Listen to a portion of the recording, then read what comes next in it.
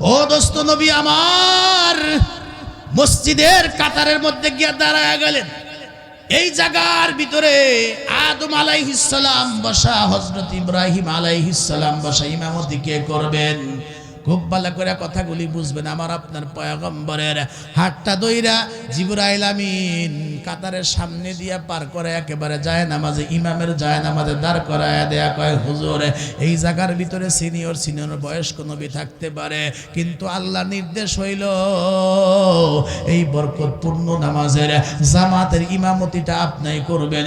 কথাগুলি খুব ভালো করে বুঝবেন। পয়গম্বর 2 রাকাত নামাজের ইমামতি কইরা আল্লাহ প্রমাণ করা দিলেন, নবী গো, আপনি হইলেন ইমামুল আম্বিয়া, আপনি হইলেন ইমামুল মুরসালিন। ও দোস্তের পরে উপরের দিকে ওটা শুরু হয়ে গেল। প্রথম আসমান, তারপরে দ্বিতীয় আসমান, তারপরে তৃতীয় আসমান, এরপরে চতুর্থ আসমান, এরপরে পঞ্চম আসমান, তারপরে ষষ্ঠ আসমান, এরপরে সপ্তম আসমান, তারপরে দোস্ত সপ্তম আসমান পেরিয়ে 70,000 বছরের রাস্তা অতিক্রম কইরা একটা মসজিদের সামনে হাজির হইলেন। তো পয়গম্বরকে ঘর থেকে নিয়া বাইতুল মুকাদ্দাসের সামনে চত্বরে নিয়ে প্রথমে সিনা চাক করাইছে। 2 রাকাত নামাজ হয়েছে। চায়া দেখে বুরাক, একটা প্রাণী। হুজুর ডাক ডাকে কি করবো? হুজুর চড়ে বসেন, এই বুরাক আপনাকে এক টান দিয়ে এখান থেকে আপনাকে ফিলিস্তিন বাইতুল মুকাদ্দাসে নিয়ে যাবে। নবী কয় এই বুরাক, এটা হলো বারকুন। বারকুন শব্দের অর্থ হইল বিদ্যুৎ। আকাশে যেমন বিদ্যুৎ চমকায়, বা এই যে কারেন্টের বাতি, কারেন্ট গেলে 1 সেকেন্ড সময় লাগে না। যেই লাইন দিব পুংলি থেকে অথবা ধরেন এলেঙ্গা থেকে, এই মহিলা লাইন আসতে কিন্তু 2 সেকেন্ড সময় লাগে না। বিদ্যুতের গতির মতো স্পিড ছিল এই প্রাণীটার। দৃষ্টির শেষ সীমানা যত দূর, এক একটা করে কদম দিয়া অত দূর পর্যন্ত প্রাণীটা যাইতে পারে।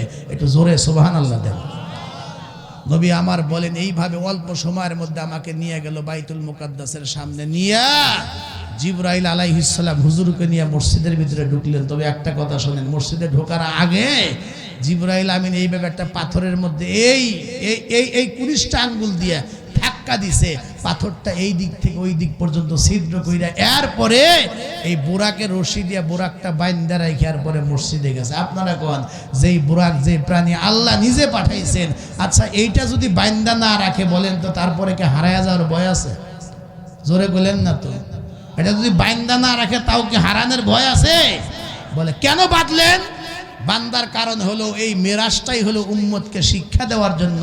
এই উম্মত যখন মসজিদে যাবে, ঘোড়া নিয়ে যাবে, গাদা নিয়ে যাবে, বর্তমান মোটর সাইকেল নিয়ে যাবে। এই যে আশিকি ভাই বলে গেলে হ্যাঁ মোটর সাইকেল হারাইছে, কথা ঠিক কিনা? তাইলে এই যে মানুষ যে মোটর সাইকেল নিয়ে যাবে, বাইসাইকেল নিয়ে যাবে, প্রাইভেট নিয়ে যাবে, তুমি মসজিদে যাইবে মোটর সাইকেল ভালো করে তালা দিয়ে কাউরে বলে এরপরে মসজিদে যাইও, অন্যথায় নামাজ পড়তে পড়তে তোমার সম্পদটা হারায়া যাওয়ার সম্ভাবনা কতক্ষণ না আছে না নাই। তোমার এক জোড়া ভালো জুতা আছে, এই জুতা বাইরে ফালায় রাখো না, এটা সুন্দর করে নিয়ে দরকার বলে সামনেই রাখো, হেফাজত করে তারপরে নামাজে দাঁড়াও। অন্যথায় নামাজে যেই ইমাম সাহেব সূরা পড়বে, যদি একটু 2-4টা আয়াত বাড়ায় মনে হবে হুজুর সূরা বাকারা শুরু করছে, শেষ করে না কেন? কতক্ষণ না কথা ঠিক কিনা? কারণ ওই নামাজের মধ্যে জুতার টেনশন, গাড়ির টেনশন, এই জন্য ওটা আগে হেফাজত করো, তারপরে তুমি নামাজে দাঁড়াও। এটা উম্মতকে শিখানোর জন্যই বোরাক না বান্ধিলেও যাবে না, তারপরে বোরাকটা বান্ধে রাখছে উম্মতকে শিখানোর জন্য। সুবহানাল্লাহ। আর জুতা হারায় না, জুতা মসজিদ থেকে হারায় যায়। এই যে গত 3-4 সপ্তাহ আগে জোহরের নামাজে নিয়ত করছি, একটা আওয়াজ হইলো মোটর সাইকেলের সিঁড়ির নিচে। সালাম ফিরে শুনি এক ওষুধ কোম্পানির লোক ওই গাড়ির ঘাড় লক দিয়েই গেছে মসজিদের ভিতরে, তারপরে লক খুলে নামাজ পড়তে পড়তে তার মোটর সাইকেল নিয়ে গেছে। কতক্ষণ না হারায় না। এই জন্য তোমার সম্পদকে হেফাজত করে তারপরে তুমি নামাজের মধ্যে দাঁড়াও, যেন নামাজের মধ্যে তোমার একটা তৃপ্তি আসে। জিবরাইল আমিন বলে মসজিদে ঢুকছে, আল্লাহর নবী বলেন ঢুইকা দেখি আদম বাবা থেকে শুরু করে ঈসা নবী পর্যন্ত লক্ষাধিক নবী রাসূল কাতার সোজা কইরা মসজিদের মধ্যে বসে রয়েছে। ভাবে বোঝা যায় নামাজের টাইম হয়েছে, ইমামের অপেক্ষা করতেছে, কিন্তু কোনো মুসল্লির নড়াচড়া নাই, চুপচাপ বসা আছে।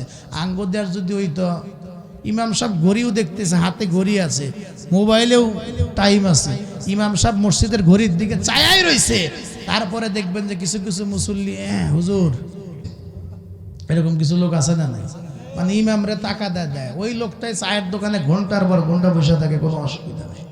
এই যে কাকা সন্ধ্যা রাত্রে গেছে, একেবারে টেলিভিশনের আখিরি মোনাজাত না হওয়া পর্যন্ত হে দোকান ছাড়েই না।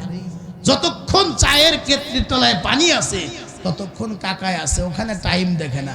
আর মসজিদে আইলে যেই টাইম হয়, ইমামের ইখতিয়ার আছে 1-2 মিনিট 4 মিনিট দেরি করার, সে স্থান কাল পাত্রের মধ্যে দেরি করতে পারে, কিন্তু আপনি তাকাদা করতে পারেন, এটা চরম পর্যায়ের বেয়াদবি।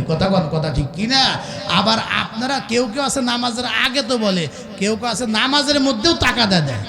নামাজের মধ্যে কেমনে দেয়? অনেকে দেখবেন যে আত্মাহিয়াতু দুরূদ শরীফ দোয়া মাসুনা শেষ হয়েছে, আর ইমাম সাহেব তো হলো খেয়াল করে যে সবচাইতে চালু কম, যে দুর্বল, তারটা যেন শেষ হয়, এরপরে সালাম ফিরাবে। ইমাম সাহেব ওইভাবেই ওই গতিতেই পড়ে। আর হেডটা আগে শেষ হয়েছে, দেখবেন সালাম না ফিরাইলে পিছন থেকে কয় মানে হে বুঝাইতেছে আমার কখন শেষ হয়েছে, হুজুর আপনি হলো সালাম ফিরানি না। ভাই কথা কন না, কথা কি ভুল করলাম? কেউ যদি নামাজের মধ্যে ইচ্ছা করে যদি গলা খাকারি দেয়, মাসআলা হলো তার নামাজ শেষ, তার নামাজ হবে না। কথা কন না, এমন লোক আছে না? নাই। ও দোস্ত, নবী আমার মসজিদের কাতারের মধ্যে গিয়ে দাঁড়ায় গেলেন। এই জায়গার ভিতরে আদম আলাইহিস সালাম বসা, হযরত ইব্রাহিম আলাইহিস সালাম বসা। ইমামতি কে করবেন? খুব ভালো করে কথাগুলি বুঝবেন। আমার আপনার পয়গম্বরের হাতটা দইরা জিবরাইল আমিন কাতারের সামনে দিয়া পার করে একেবারে যায় নামাজে, ইমামের যায় নামাজে দাঁড় করায় দেয়া, কয় হুজুর এই জায়গার ভিতরে সিনিয়র বয়স্ক নবী থাকতে পারে, কিন্তু আল্লাহ নির্দেশ হইল এই বরকতপূর্ণ নামাজের জামাতের ইমামতিটা আপনি করবেন। কথাগুলি খুব ভালো করে বুঝবেন। পয়গম্বর 2 রাকাত নামাজের ইমামতি কইরা আল্লাহ প্রমাণ করা দিলেন, নবী গো আপনি হইলেন ইমামুল আম্বিয়া, আপনি হইলেন ইমামুল মুরসালিন। ও দোস্তের পরে উপরের দিকে ওটা শুরু হয়ে গেল। প্রথম আসমান, তারপরে দ্বিতীয় আসমান, তারপরে তৃতীয় আসমান, এরপরে চতুর্থ আসমান, এরপরে পঞ্চম আসমান, তারপরে ষষ্ঠ আসমান, এরপরে সপ্তম আসমান, তারপরে দোস্ত সপ্তম আসমান পেরিয়ে 70,000 বছর রাস্তা অতিক্রম কইরা একটা মসজিদের সামনে হাজির হইলেন। এই মসজিদটা হলো ফেরেশতাদের মসজিদ। এই মসজিদটা হলো খানা কাবার সোজা উপরে 7 আসমানের উপরে। এই মসজিদটার নাম হলো বাইতুল মামুর, ফেরেশতাদের কিবলা। একবার জোরে বলা যাবে কি সুবহানাল্লাহ? খুব ভালো করে কথাগুলি বুঝবেন। এখান থেকে হাজার হাজার বছরের রাস্তা অতিবাহিত কইরা চলে গেলেন সিদরাতুল মুনতাহা। সিদরাতুল মুনতাহা পর্যন্ত যাই পরে জিবরাইল আমিন ব্রেক করলেন, আপনাকে একাই যেতে হবে, আল্লাহ ভিন্নভাবে আপনাকে আল্লাহর দরবার পর্যন্ত নিয়ে যাবে। শেষ পর্যন্ত আমার আপনার পয়গম্বর আল্লাহর দরবারে গিয়া হাজির। 2 বন্ধু যখন পাশাপাশি চেয়ারে বসে গেছে, চিন্তা করে নবীর সম্মানটা কত দূর পর্যন্ত চলে গেছে। ও দোস্ত, আমার আপনার নবী এই দুনিয়াতে জন্মগ্রহণ যেদিন করেছেন, যেদিন দুনিয়াতে আগমন করছেন, ঠিক ওই দিন অথবা 1 দিন বা 2 দিন পরে আল্লাহ রব্বুল আলামিন আরো একবার পয়গম্বরকে ওই আসমানের উপরে আল্লাহর দরবার পর্যন্ত নিয়ে গিয়া তামাম দুনিয়ার সকল সৃষ্টিকে এইভাবে আল্লাহ নিজে কুদরতি হাত দিয়ে উঠায়া তামাম দুনিয়ার সকল সৃষ্টিকে পয়গম্বর দেখাইছিলেন, দেখো আমি আমার বন্ধু, আমি আমার হাবিবকে কেমন করে বানাইছি। আর আজকে যেন পয়গম্বরকে নবী হইবার পরে আল্লাহ সবার উপরে উঠায়া আর তামাম দুনিয়ার সকল সৃষ্টিকে পয়গম্বরের পায়ের নিচে রাইখা আল্লাহর পয়গম্বরকে আল্লাহ ডাইকা ডাইকা কয়, বন্ধু এবার চতুর্দিকে তাকায়া দেখেন, আপনাকে সবার উপরে উঠাইয়া দেখাইতে চাইলাম আমি তামাম সৃষ্টিকুলকে আমি কেমনে বানাইছি, আপনি তাকায়া তাকায়া দেখেন। এক পর্যায়ে আল্লাহ বললেন, হাবিব গো, বন্ধু তো বন্ধুর বাড়িতে বেড়াইতে গেলে কিছু নিয়ে যায়, কিছু হাদিয়া নিয়ে যায়। ও বন্ধু, আপনি যে আমার বাড়িতে বেড়াইতে আসছেন, আমি জানতে চাই আমার জন্য আপনি কি নিয়ে আসছেন। নবী আমার আমার বলেন আপনি হইলেন খালেক আর আমি হইলাম মাখলুক, আমি হইলাম গরিব, আমি হইলাম দুর্বল, আমি আপনার জন্য কি আনবো? তবে মালিক আমি একেবারেই খালি হাতে আসি নাই, আমি আপনার জন্য তিনটা হাদিয়া নিয়ে উপস্থিত হয়েছি। আত্তাহিয়াতু লিল্লাহি ওয়াসসালাওয়াতু ওয়াত-তাইয়্যিবাত, আমি আমার মৌখিক ইবাদত অর্থাৎ মুখ দিয়ে যত জিকির আছে, তেলাওয়াতে কোরআন আছে, মৌখিক ইবাদত।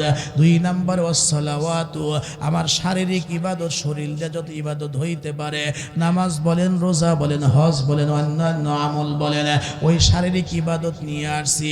আর 3 নাম্বার ওয়াত-তাইয়্যিবাত, আমার আর্থিক ইবাদত, আমার আর্থিকভাবে যত ইবাদত হইতে পারো, যাকাত বলেন, সাদাকায়ে ফিতর বলেন, কুরবানি বলেন, হজ বলেন, এইভাবে আর্থিক সকল ইবাদত অর্থাৎ মৌখিক ইবাদত, শারীরিক ইবাদত, মালি ইবাদত, এই 3 ধরনের ইবাদত যা আমি করেছি সব আমি গাঠুরি বাইদা এই মুহূর্তে আমি আপনার জন্য আমি হাদিয়া দিয়ে দিলাম। আল্লাহ কয় বন্ধু আপনি আমাকে 3টা দিছেন, আমিও আপনাকে 3টা দিলাম। একটু সুবহানাল্লাহ জোরে দেন। আসসালামু আলাইকা আইয়ুহান নাবিয়্যু, আসসালামু আলাইকা আইয়ুহান নাবিয়্যু ওয়া রাহমাতুল্লাহি ওয়া বারাকাতুহু। নবী গো আপনি আমাকে 3টা দিলেন, আমিও আপনাকে 3টা দিলাম। আসসালামু আলাইকা আইয়ুহান নাবিয়্যু, 1 নাম্বার নবী গো আমার যত সালাম, সালাম মানে হলো শান্তি, আমার যত শান্তি সব আপনি নবীর উপরে, আপনি নবীকে আমি দিলাম। ওয়া রাহমাতুল্লাহি, আমার যত রহমত, ওয়া বারাকাতুহু, আমার যত বরকত আছে সব রহমত বরকত আর সালাম আমি আপনাকে 3টা বস্তু পরিপূর্ণভাবে দান করলাম।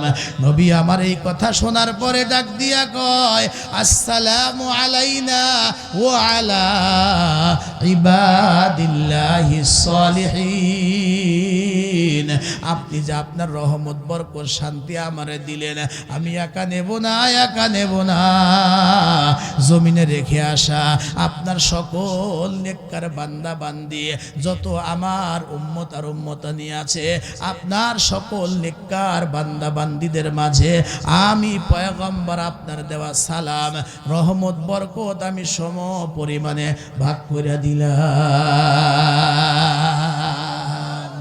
আমি একা নেব না, আপনার দেওয়া সালাম রহমত বরকত সব কিছু আপনার নেককার বান্দাদের মাঝে আমি বিতরণ করে দিলাম। একটু জোরে কোন সুবহানাল্লাহ। এই দুনিয়াতে নেতারা ভোট নিয়ে একবার সংসদে গেলে আর পাবলিকের কথা, ভোটারের কথা মনে থাকে না। এখন যেভাবে মনে করতেছে আর দাঁড়ে দাঁড়ে ঘুরতেছে, এরা যদি ওই 5 বছরে এমন করতো আল্লাহর ওলি হইতো। কথা ঠিক কিনা? এখন অতিথি পাখি খালি ঘুরতেছে না, কিন্তু একবার নির্বাচন হয়ে গেলে এদেরকে আর তসলাই দিয়ে আর 5 বছর পাবে না। কথা কন না কে? আমি কি ভুল করলাম? আর পয়গম্বর হলেন বিশ্ব নবী, বিশ্ব নেতা, উনি শ্রেষ্ঠ রাজনীতিবিদ। উনি শিখে গেলেন নেতা কারে বলে।